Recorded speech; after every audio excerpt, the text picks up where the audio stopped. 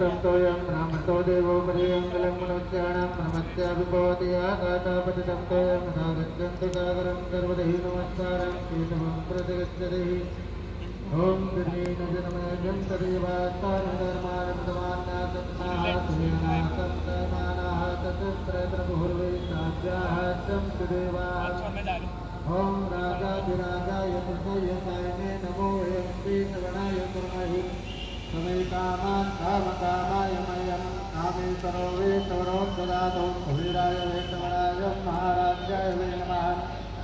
ॐ विश्वकाशरविश्वतो नमो विश्वतो वावृतविश्वतं पात्रं बाहुभ्यां शमतिसम्पतत्रेभ्यः वा भूमिजनें च देवैकाम् ॐ एकदन्ताय विद्महे वक्रतुण्डाय धीमहि तन्नो दन्तिः प्रचोदयात् ॐ कात्यायने च विद्महे कन्याकुमारी च धीमहि तन्नो दन्तिः प्रचोदयात्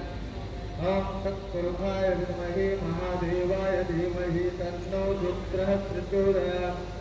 ॐ भागीरथी च विद्महे विष्णुपदवी च धीमहि तन्नो गङ्गे प्रचोदयात् ॐ नारायणाय विद्महे वासुदेवाय धीमहि तन्नो विष्णुः प्रचोदयात् ॐ महालक्ष्मी च विद्महे सर्वशक्त्यै च धीमहि तन्नो देवी प्रचोदयात्।